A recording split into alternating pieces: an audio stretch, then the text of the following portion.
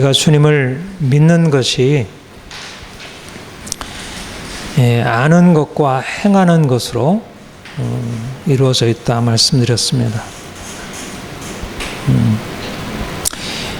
우리가 예수를 믿으면 사실은 우리의 삶의 열매를 나타내야 한다 그렇게 얘기를 하잖아요. 이제 그게 우리의 지정의, 우리 인격이 변화되는 것이에요. 이제 우리가 인격이라고 하면 아는 것, 느끼는 것, 행하는 것, 이게 이제 우리 인격을 구성하는 이제 세 가지 요소로 이제 말할 수 있고, 근데 사실은 이 세 가지가 아는 것과 느끼는 것과 행하는 것이 다 중요하죠. 그래서 모든 하나하나 바로 알고 또 이렇게 잘 느낄 수 있어야 하고 또 행할 수 있어야 돼요. 그러니까 어려서 이제 아이들을 잘 양육한다는 것은 이런 지적인 자기와 이 세상에 대한 또 이제 우리 주변에 있는 것을 자연이나 이제 사람들에 대해서 이제 감정적으로 느낄 수 있는 것, 그리고 실제적으로 우리의 삶에서 이것이냐 이제 선택해서 행하는 것, 이제 다 중요해요. 그러니까 이제 이런 인격에 있어서의 건강함, 이제 바른 것이 인생을 이제 행복하고 또 성공적으로 살아가는 데 가장 밑바닥이 돼요. 그러니까 이제 우리가 주님을 믿는다는 것은 사실 주님과 우리와의 관계인데, 그 관계를 통해서 일어나는 가장 중요한 변화가 우리 지정의 인격에 있어서의 변화를 할 수 있어요. 그러니까 아는 것이 달라지는 거예요. 우리가 이제까지 물론 하나님에 대해서 아는데, 하나님에 대한 알을 통해서 우리 자신에 대해서, 이 세상에 대해서 다르게 알게 되는 것이죠. 그러다 보니까 우리가 이제까지 느껴왔던 것, 두렵고 슬프고 또 화나고 이제 우리 현실에 대해서 늘 느끼고 반응하는 것에 대해서 이제 돌아보게 되고 그것을 새롭게 느낄 수 있도록 그런 변화가 있게 돼요. 그 무엇보다도 우리에게 중요한 것은 실질적으로 내 삶의 선택에 있어서 행하는 게 달라지게 됩니다. 이제 이 지정의 차원이 이렇게 골고루 하나하나 다 각 요소들이 골고루 이제 발달되고 또 정상적으로 이렇게 나아가게 하고, 또 중요한 건 이 균형이 맞춰져야 돼요. 너무 지적인 것은 발달하는데 감정적으로 행하는 것이 약하다든가, 감정은 굉장히 풍부한데 지적인 것이 부족하고 행하는 것에 있어서 문제가 있다든가, 열심히 뭘 하는데 생각이 부족하고 공감을 잘 못하고, 이게 다 이제 뭔가 치우쳐 있는 것입니다. 그러니까 이제 사실은 제가 요즘에 이러저러한 이제 심리학, 인문학 이런 걸 하면서 느끼는 것은 참 건강한 인격을 형성하는 게 진짜 어렵다. 그러니까 믿는 사람도 사실 믿음으로 착한 사람 되는 것 같지만 건강한 인격이 골고루 발달하는 게 어렵고, 또 세상에 이러저러하게 돈 벌고 성공한 사람들도 보면 인격적으로 너무 흠이 많아요. 여러분 요즘에 그런 뉴스에서 정치인들 보면 어떻게 저렇게 인격적으로 문제 있는 사람들이 나라를 이끌어갈 수 있을까, 이렇게 실망이 되는 게 너무 많이 있잖아요.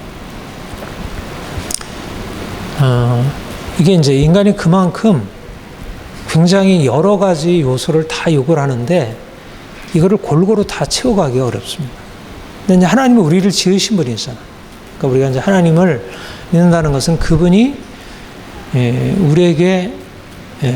우리를 지으신 그분이 우리를 향해서 가지고 있는 뜻을 깨닫고 거기에 이제 따라 행하게 되면 우리가 왜 어디가 문제가 생겼는지, 그러자면 우리 자신에 대한 어떤 판단이 생기게 되고 그래서 이제 바로 행할 수 있는 그런 힘이 주어지게 됩니다.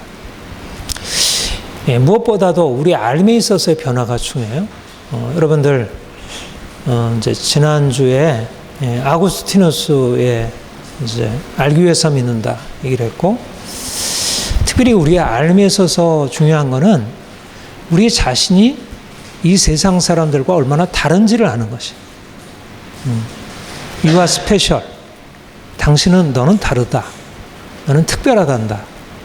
그러니까 특별하다는 말이 우리의 뭐 고유함을 말하는 것일 수도 있지만, 세상과 다르다는 것이, 이게 방향이 다르다 그랬죠. 하나님의 도성에 속한 사람들과 땅의 도성에 속한 사람들의 삶의 방향성이 달라요. 삶의 원리가 달라요. 토대가 달라요. 그러니까 우리가 이 세상에 같이 먹고 입고 같이 일하고 같이 얘기하고 즐기고 살아가지만, 사실상 세상 사람들이 살아가는 삶은 자기 사랑, 욕망, 이게 주된 동기이고 이게 주된 인생의 원리예요. 그게 채워지는 게 인생의 행복이고 성공이에요. 뭐 정치, 다 경제, 다 욕망의 충족에 초점이 맞춰져 있어요. 그래서 이제 우리가 주님을 알면서 내 인생이 어떻게 어떤 것을 지향해 왔는지, 또 이 세상에 무엇을 지향하는지, 우리가 어디로 가야 할지를 이제 깨닫게 되는 게 중요하죠. 그리고 나서 이제까지 우리의 삶의 방향성에 있어서 문제가 생겼다고 하면 이걸 돌이키는 게 중요하다 그랬죠. 그러니까 욕망에 저항하는 것, 이게 굉장히 중요한, 인생을 사실 돈 많이 벌고, 요즘엔 그렇잖아요. 돈 많이 벌고 뭐 자기가 원하는 거 마음대로 할 수 있고, 그러면 인생이 행복한 거잖아. 뭐 요즘에 뭐 주택, 이제 청년들이 이제 주택 때문에 너무 이렇게 이제 거기에 올인하면서 뭐 영끌족 그래가지고 엄청 대출 몇 억씩 대출했다가 요즘 금리 인상하느라고 뭐 다들 그냥 공황 상태에 빠질 만큼. 그러니까 그게 뭐 나라의 어떤 부동산 정책이라든지 경제 정책에 문제가 있는 것이기도 하지만, 기본적으로 모두가 인생의 방향성이 돈, 뭐 그런 인생의 어떤 풍요함, 여기 있으니까 그런 인생의 방향성이 바뀌지 않으면 사실 굉장히 온전하게 되기 어렵습니다. 그러니까 우리가 그리스도를 믿는다는 것은, 하나님을 안다는 것은 그런 욕망을 따라가는 인생에서 하나님의 말씀을 쫓아가는 것으로.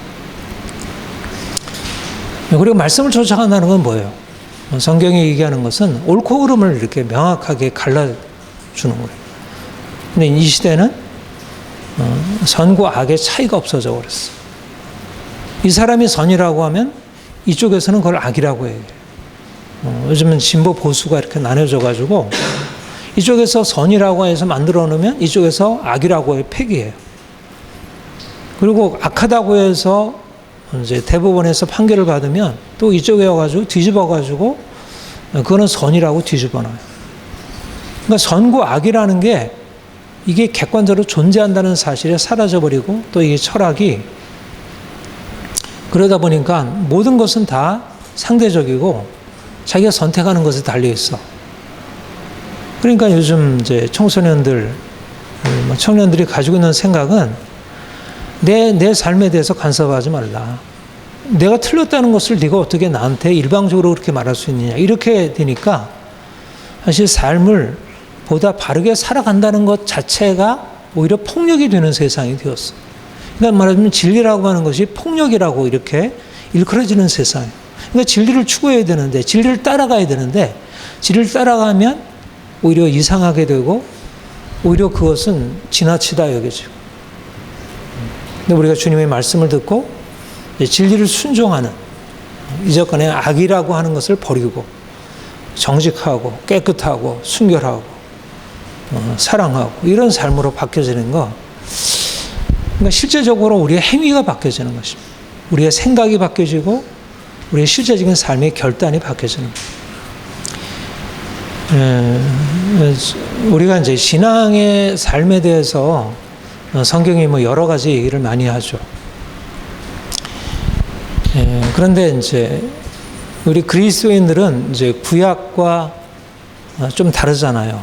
예언약의 이스라엘 백성들과 다르지만, 그러나 이스라엘 백성들이 출애굽해서 광야를 거쳐서 이제 가나안 땅에 들어가 이렇게 복을 누리는 것은 우리 그리스도인들이 예수를 믿어서 세상으로부터 구원받고, 그리고 이제 말씀 안에서 우리가 훈련받아서 하늘의 영광에 이르는 것과 같은 의미를 가지고 있어요. 그러니까 일종의 비유, 메타포라고 할 수 있어요. 이제 이스라엘의 출애굽, 가나안 땅에 이르는 전체 여정이, 말하자면 우리 지난주 말씀에 따라 하면 애굽 땅은 이 땅의 도성이라 할 수 있어요.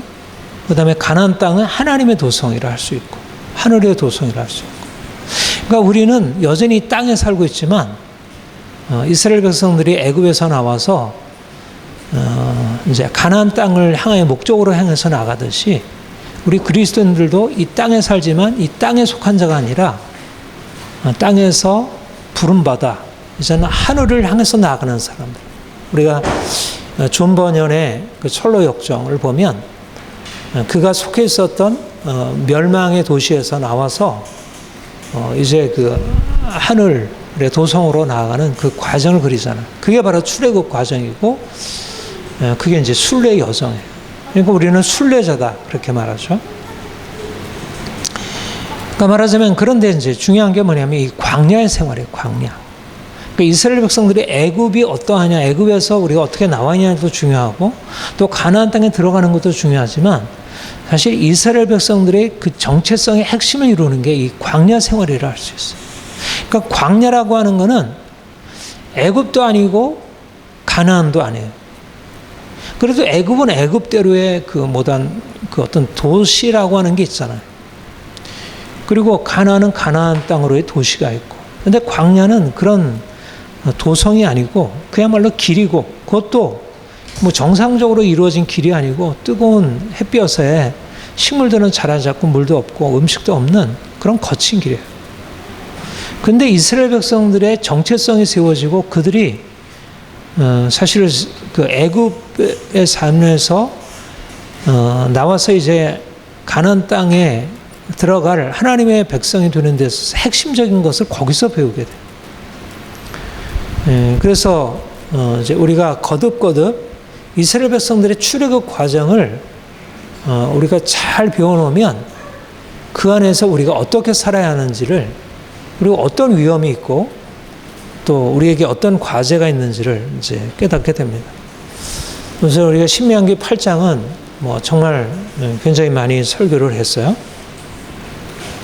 그러니까 이스라엘 백성들이 이제 애굽에서 이제 구원을 받았죠. 이스라엘 백성들이 거기서 400년 동안 애굽, 바로, 지금이야 이집트가 뭐 너무 초라한 국가로 전락했지만, 당시에서 애굽은 사실 가장 고대 왕국의 그 우리 이집트 문명은 사실은 수메르 문명과 함께 고대 왕국의 우뜸이잖아요. 그리고 제가 성지 여행하면서 거기 피라미드 뭐 몇 군데 보고 했는데 정말 대단해요. 진짜 불가사의, 세계 불가사의다, 이제 그런, 이렇게 나올까? 근데 그런 피라미드 뭐 수많은 성을 건축하기 위해서 수많은 노예들이 그야말로 고욕 가운데서 그냥 짐승처럼 일을 해갖고 죽어갔습니다. 이스라엘 백성들이 거기서 무려 400년 동안이나 노예 살해를 했던 것이에요. 하나님께 이제 부러졌더니 하나님께서 그것을 들으시고 모세를 보내셔 거기서 이제 구원해 내셨죠. 그러니까 하나님이 구원자, 해방자. 그러니까 이스라엘 백성은 이제 더 이상 노예가 아니라 자유로운 하나님의 백성으로, 하나님이 다스리는 왕국의 백성으로 그들이 부름받았어요. 그들은 이제 새로운 자유민이 된 것입니다. 그런데 우리가 사실은 그 광야, 이스라엘 백성들이 애굽에서 나와서 가나안 땅에 들어가는 의미가 뭘까? 물론 자유예요, 자유.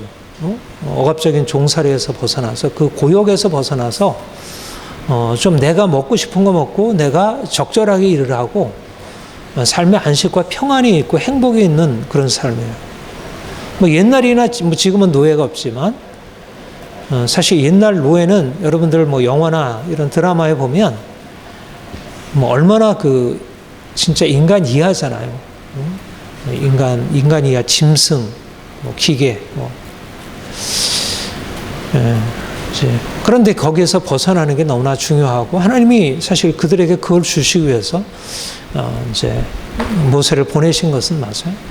그런데 단지 그들을 애굽에서 건져내신 것은 자유 그것 자체가 아니었다는 거예요. 분명히 자유는 자유지만 가나안 땅에 들어가서 자유로운 이제 삶을 살아가는 축복된 삶을 살아가기 위함이시지만 자유를 넘어선 하나님의 목적이 있었던 거죠. 그게 뭐였죠? 그게 하나님이 다스리는 나라의 백성으로 언약 백성으로 하나님처럼 거룩하게 되어 열방의 빛을 전하는 것이었어요.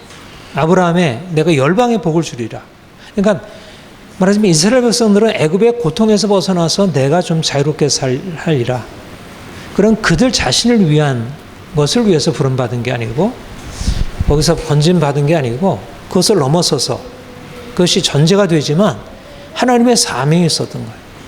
그 사명을 위해서는 이방 백성들보다 훨씬 뛰어난 어떤 것을 이루어야 할 이제 그런 그들의 정체성 안에 그런 그야말로 높은 부르심. 우리 스카프라노 그 찬양의 그 높은 부르심이라는 나의 부르심이라는 찬양이 있잖아요. 그야말로 하나님의 부르심은 이스라엘 백성들의 부르심은 높은 부르심이었어요.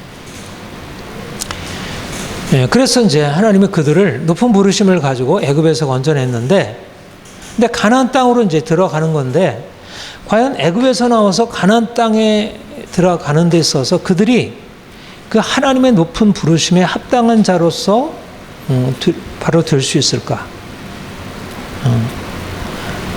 이스라엘 백성들이 이제 애굽에서 홍해를 건너서 나와서 광야에 처했을 때 드러나게 된 것은 그들의 몸은 나왔지만 여전히 그들의 마음과 생각과 삶의 방식은 전적으로 애굽에 속해 있었다는 거예요.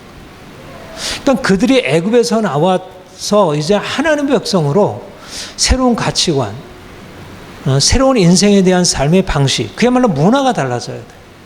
말하자면 우리 이렇게 좋은 부모가 이제 길거리에 거지로 진짜 고아처럼 그리고 이제 막 그냥 살면서 지금 음식도 제대로 먹고 이제 이런 아이를 이제 불쌍히 여겨서 이제 아이를 건져왔어요. 그래가지고 이제 좋은 음식 먹이고 아이가 처음에 너무 이제 고통스럽다가 그 인생에서 거기서 벗어나가지고 이제 아주 뭐 얼마나 맛있는 거 먹고 뭐 자유롭게 살아가요. 그러니까 처음에는 너무너무 감사하니까 뭐 그 양부모님께 말도 잘 듣고 하라는 대로 하고 공부도 하려고 애를 쓰고 해요. 근데 이미 어려서 이렇게 형성한 옛날의 삶의 방식이 있잖아요. 자기 마음대로 하고 자기가 화가 나면 싸우고 뭐 때리고 빼앗고 도둑질하고 이제 이런 방식이 있으니까 처음에는 그것이 이렇게 가라앉아 있다가 이제 좀 편해지기 시작하면 그 옛날 습관이 나오기 시작하잖아요. 그러니까 그거를 고치기가 어려운 거예요. 양 아들, 양 자녀가 되어서 뭐 자동적으로 바뀌면 얼마나 좋겠어요. 마음이 내가 이렇게 해야지. 이제 부모님이 나를 사랑해가지고 이렇게 해줬는데 내가 바뀌어야지. 내가 과거의 습관을 가지고 하면 될까? 내가 거짓말하면 안 되지. 욕심부리면 안 되지. 근데 그냥 알지 못하게 자꾸 나오는 거예요. 마찬가지로 이스라엘 백성들이 애굽에서 나와서 이제 하나님 너무너무 놀라워요. 너무너무 감사해요. 이제 우리가 하나님만 섬기겠어요. 그러지만 그들이 이제 애굽에서 나와서 가나안 땅을 지나게 되니까 그야말로 감사는 어디에 사라지고 이제 불평이 나오기 시작해요. 애굽에서 있을 때 우리가 고생을 하긴 했어도 거기서 애굽 사람들이 먹던 그 고기며 뭐 마늘이며 부추며 얼마나 맛있는 것들 많이 먹었는데 지금 우리는 이렇게 그냥 여기 와서 만나밖에 못 먹는다고 뭐 이렇게 막 불평하면서 이제 모세 원망하고 뭐 돌아가자고 하고 막 이러죠. 그러니까 광야 생활을 통해서 드러나게 된 건 뭐냐면 그들의 가치관, 그들의 삶의 방식은 하나님 나라 백성, 하나님의 도성의 삶의 방식이 아니었다. 그들은 하나님을 몰랐고 하나님의 뜻하시는 것에 대해서 들을 생각도 없고 그리고 과거에 이미 형성된 것에서 나오기가 너무 싫었던 거예요. 물론 먹고 마시는 거 중요하죠. 먹고 마시는 거, 맛있는 음식 뭐 먹는 거 좋은 거죠. 근데 문제는 뭐냐면, 여러분 지난주에도 말씀드렸지만 사실 먹고 마시는 게 문제가 아니라 그 욕망이 우리의 삶을 이끌어가고 장악하는 게 문제예요. 욕망은 사실 우리의 삶을 위한 중요한 바탕이에요. 욕망이 없다는 것은 죽은 거예요. 그러나 욕망이 우리를 끌어가면 죽는 거예요. 그러니까 욕망이 없어도 문제이고 욕망이 내 인생을 끌어가도 문제예요. 아이가 맛있는 음식 좋아하는 거 좋고 게임 좋아하는 거 좋지만 그러나 음식만 찾고 노는 것만 찾고 게임만 이렇게 붙들려 있으면 그 인생이 망가져요. 그러니까 중요한 거는 사실은 하나님이 그 거룩한 목적을 위해서 필요한 것은 그들이 욕망을 내려놓을 수 있어야 되는데 그들이 욕망에 따라 살아가는. 그러니까 이제 애굽의 삶의 방식은 너무나 자연스러웠어요. 애굽의 삶의 방식을 이제 본문은 이렇게 얘기했어요. 그러니까 애굽의 이제 광야에서 하나님께서 이제 이끌어내신 목적. 그러니까 말하자면 인생에 있어서 가장 중요한 게 뭘까? 가장 우선순위가 뭘까? 근데 그 이전에 애굽에 살 때 그들의 우선순위는 먹고 마시는 거죠. 그래서 뭐라 그랬냐면 사람이 떡으로만 사는 것이 아니요 여호와의 입에서 나오는 모든 말씀으로 사는 줄 알고. 말하자면 두 가지가 다 필요해요. 떡으로 사는 게 필요하고 말씀으로 사는 게 필요해요. 내가 풍요하게 먹고 누리는 거 중요한데 그러나 어떻게 먹느냐, 바르게 먹는 게 중요해요. 근데 말씀이 없이 내가 바로 눈앞에 보이는 것을 쫓아 살면 지난주에 말씀드렸듯이 하와가 선악을 알게 하는 나무를 보니까 보암직하고 먹음직하고 지혜롭게 하는 건 탐스럽게도 한지라. 그래서 따먹었더니 눈이 밝아졌다. 이게 세상의 방식이라는 거예요. 떡으로만 사는 것은 결국 하나님을 잊어버리고 말씀을 떠나서 죄 가운데 들어가게 해요. 그런데 바로 이스라엘 백성들의 삶이 바로 그것다는 거예요. 광야를 통해서 들어가는 것은 광야에서 이제 그냥 뭐 잘 될 때는 괜찮았죠. 근데 광야에 거친 광야가 주어지면서 먹을 거, 마실 거 이런 게 없기 시작하니까 그들 안에 이제 속에서 올라왔던 과거의 삶의 방식이 나타나는 거예요. 그래서 이제 하나님을 향해서 막 원망하고. 그래서 본문에 뭐라 그랬냐면 이는 너를 낮추시며 너를 시험하사 내 마음이 어떠한지 그 명령을 지키는지 지키지 않는지. 말하자면 그들의 관심, 그들의 삶의 중심이 어디 있느냐. 그들이 하나님의 말씀을 따라서 이런 것을 좋아하면 좋지만 그러나 그들에게는 하나님의 명령이 아니라 내가 원하는 것을 채우는 것이에요. 그러니까 광야는 무슨 의미가 있을까? 하나님께서 왜 광야로 인도하실까?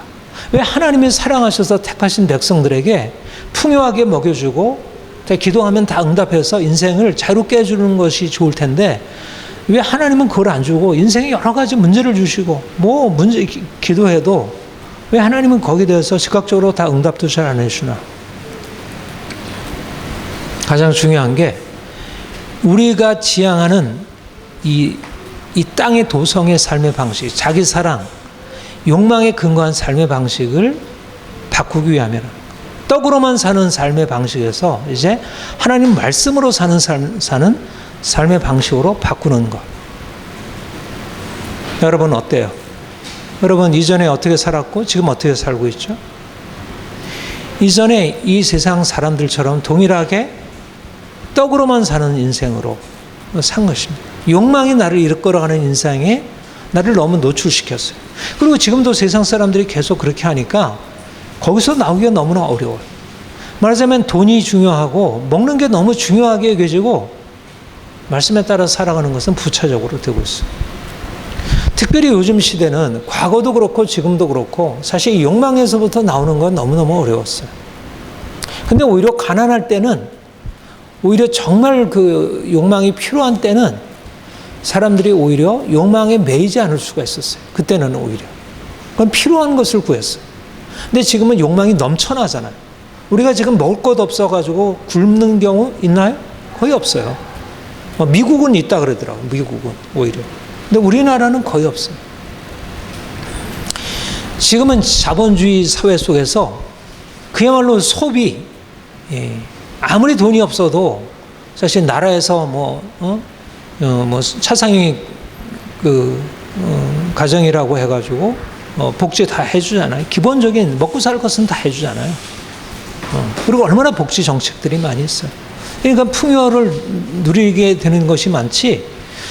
요즘에 뭐 이렇게 막 빚내서 뭐 코인에 투자하고 뭐 그런 어떤 굉장히 불건전하게 뭐 이러저러한 소비 때문에 사실 인생이 망하는 거지, 빚에 마른 거지. 사실은 돈이 없거나 외적인 것이 부족해서 인생이 힘든 게 아니에요. 말하자면 이 사회는 계속해서 욕망을 부추기고 욕망을 채울 수 있는 것들로 널려 있어요. 눈으로 보는 것, 듣는 것, 뭐 모든 것이 돈 안 들여도 욕망을 채울 수 있는 게 많고 또 상대적으로 비교하면서 계속 그리로 가게 해요. 네, 우리가 주님을 믿고 우리가 정말 필요한 게 뭘까? 정말 우리가 하나님의 나라의 백성으로서 우리가 이제 애굽에서 나와서 가나안 땅을 향해서 나가는 사람으로서 우리에게 필요한 것이 무엇일까? 이 욕망을 끊는 것이에요. 욕망. 우리가 정말 건강한 욕망이 필요하죠. 정말 건강한 욕망이 필요하지만 정말 너무 이제 필요 없고 너무 과도하게 우리에게 채워져서 그런 어떤 잘못된 습관 때문에 아이가 말하자면 음식에 이제 너무 이렇게 길들여져 가지고 그것을 끊을 수 없고 또 게임에 길들어서 그것을 끊을 수 없는 중독 상태로 빠져들고 있는 거예요. 욕망이 우리를 사로잡은. 그러니까 욕망에 저항하는 것, 세상의 욕망에 저항하는 것. 그래서 우리가 떡으로만 사는 것이 아니요 하나님의 입으로 나오는 모든 말씀으로 산다고 하는 이 놀라운 진리가 우리의 삶을 이끌어가요. 믿는 사람들이 그 차이가 있어요. 세상 사람들과 그 점에서 달라야 돼. 세상은 다 떡으로만 산다면 우리는 하나님의 입으로 나오는 모든 말씀으로 살아가는 것. 그러려면 우리에게 필요한 게 뭘까? 광야가 필요한 거예요. 광야. 인생의 고통, 역경은 나쁜 게 아니에요. 돈이 없는 거, 내가 몸이 아픈 거, 사람들이 나를 인정해 주지 않는 거, 그게 인생이 그냥 불행이 아니에요. 그건 오히려 인생을 살아나게 해요. 내 병든 영혼을 깨어나게 해요. 그러니까 관점을 다르게 봐야 돼요. 내가 돈이 없어서 왜 내 인생이 이렇게 저 밑바닥을 비춰날까? 왜 저 사람처럼 나도 이렇게 풍성하게 먹는 거 먹고 아이들한테 다 원하는 거 사주고 뭐 이러면 얼마나 좋을까? 근데 그게 좋은 게 아니라는 거예요. 코아시라는 그 정신분석가가 그런 얘기했어요. 최적의 좌절. 이 좌절이 필요하더라고요. 건강한 인생을 위해서는 좌절이 필요하더라고요. 이건 이제 동서고금의 진리예요. 욕망을 끊지 못하면 다 병든 인생 살아가요. 과거에도 그랬는데 오늘날에는 전방위적으로 욕망이 너무 과도하게 충족이 되는 세상이에요. 학교에서도 계속 욕망을 충족시켜주고 가정에서 충족시켜주고 사회가 다 채워주고 국가가 채워주고 욕망을 절제하게 하는 훈련이 없어요. 그러니까 사실 주님이 우리를 부르시는 것은 이런 세상의 삶의 방식에서 거슬러 가라는 것입니다. 욕망을 거슬러 가는 삶을 살아가는 거예요. 욕망을 추구하는 세상을 거슬러 가는 삶을 살아가는 것입니다. 광야는 뭐죠? 광야는 무엇을 위한 것이에요? 광야는 광야 자체가 아니에요. 광야는 가나안 땅에 들어가기 위한 것입니다. 가나안 땅은 어떤 곳이죠? 적과 꿀이 흐르는 가나안 땅. 그야말로 이 뒷부분에 나와 있는 대로 그곳은 너무 옥토해. 뭐 광물이 가득하고 너무나 좋은 식물들, 석류, 무화과, 감람나무, 밀, 이런 것들이 온통 흐르고 너무나 좋은 곳이에요. 지금 이스라엘이 이제 물론 이렇게 이제 관계를 통해서 이렇게 만들긴 했지만, 이스라엘 지금 나라처럼 그래요.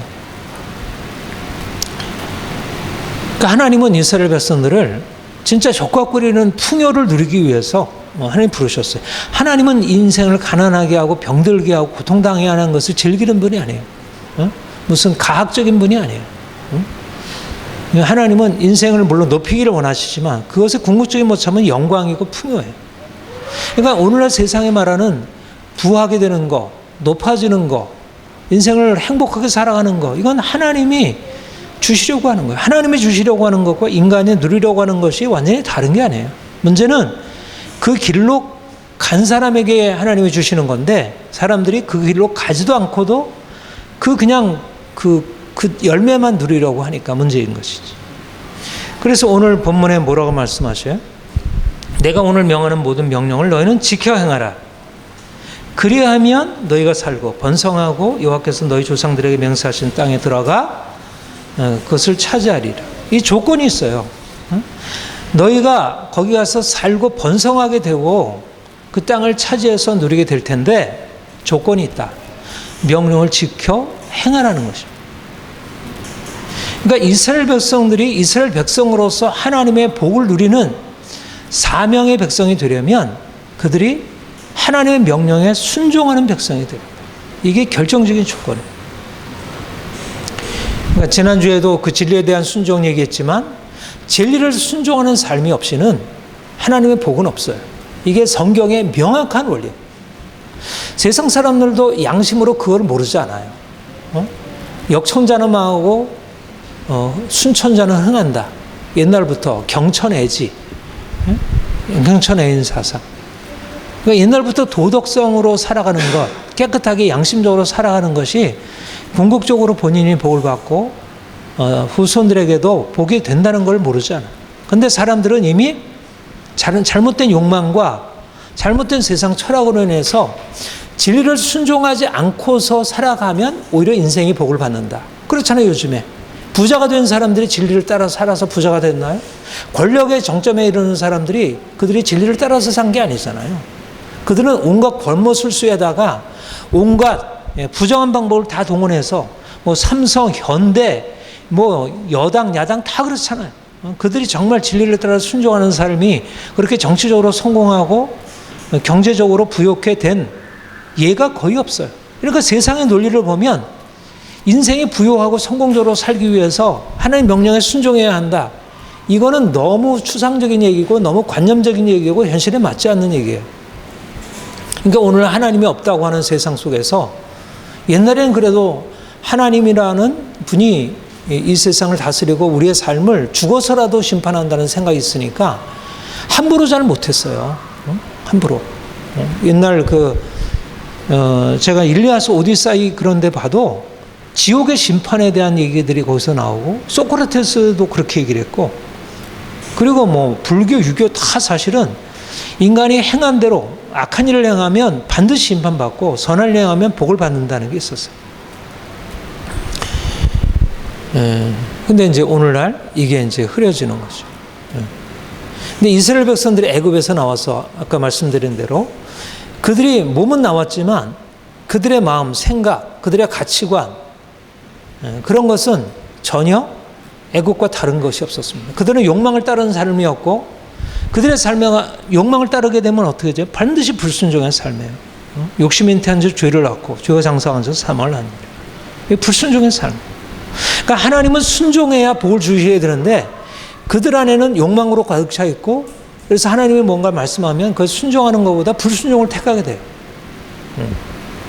그러니까 하나님이 이스라엘 백성들을 애굽에서 나와서 가나안 땅으로 들일 수가 없는 것입니다.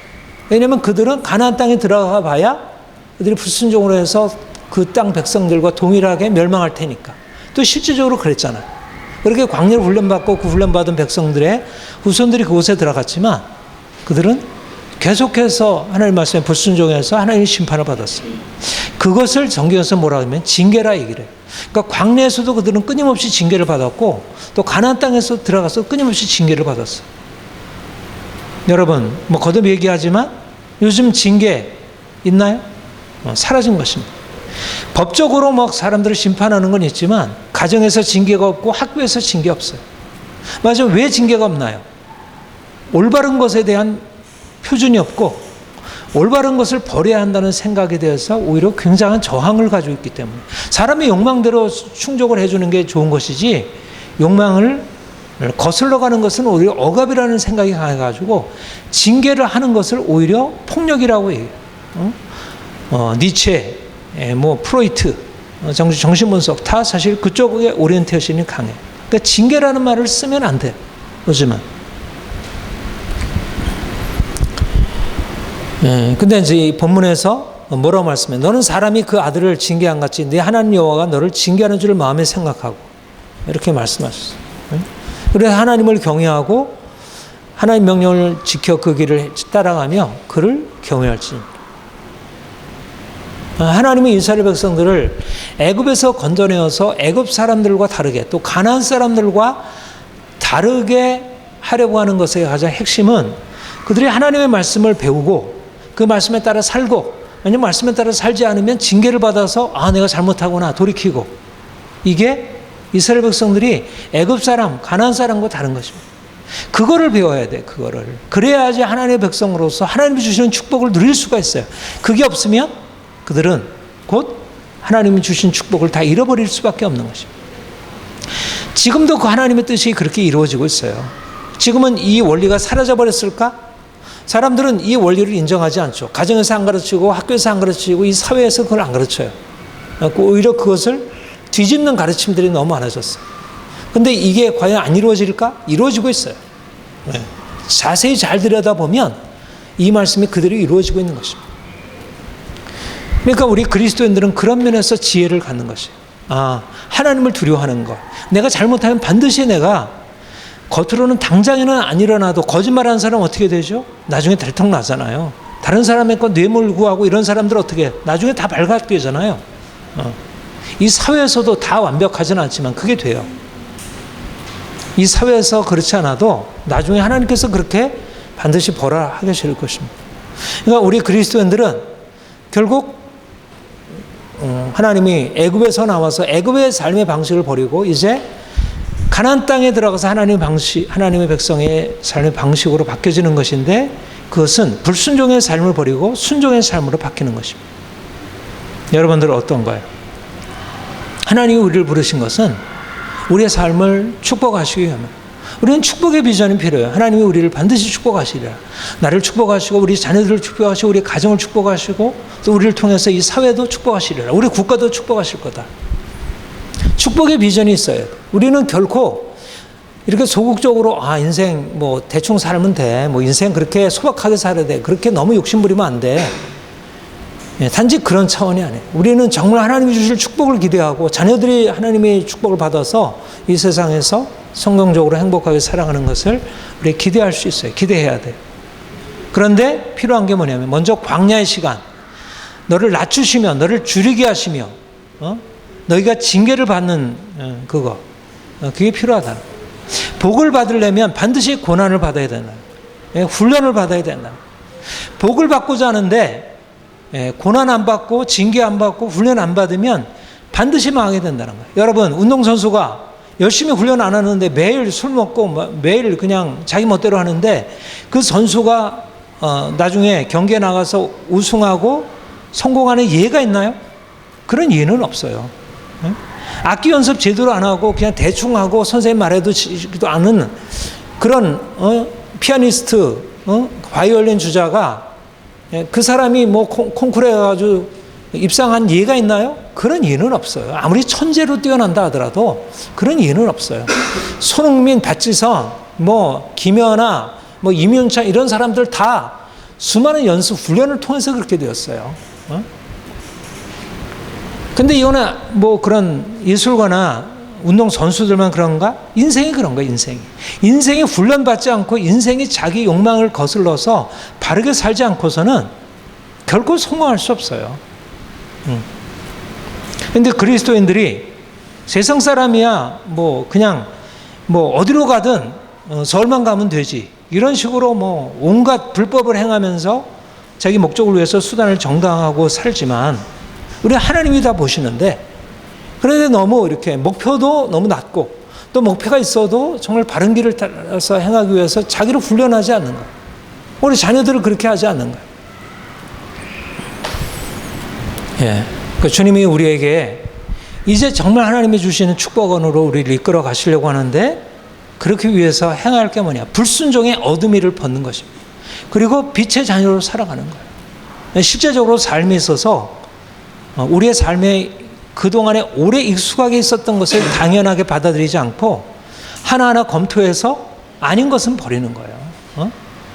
먹지 말아야 할 거 먹지 말고, 그리고 보지 말아야 할 거 보지 말고, 듣지 말아야 할 거 듣지 말고, 가지 말아야 할 거 가지 말고, 만나지 말아야 할 사람 만나지 말고, 제대로 살아야 돼요. 이렇게 가려가면 살아야 돼요. 선악 간에 분별을 해야지, 모든 게 선도 있고 악도 있고 모든 세상은 다 이럴 수도 있고 다 상대적이고 다 좋아, 이런 것은 없어요. 물론 우리가 이것저것 분별해서 여러 가지 것들을 취해야 되지만, 그러려면 분별을 가지고 해야 돼요. 분별을 가지고. 정말 지금은 분별이 필요해요. 분별. 그리고 실제적으로 분별하면 그대로 행해야 되고. 이제까지 우리가 너무 세상적인 삶의 방식에서 너무 익숙하게 그냥 그대로 살았어요.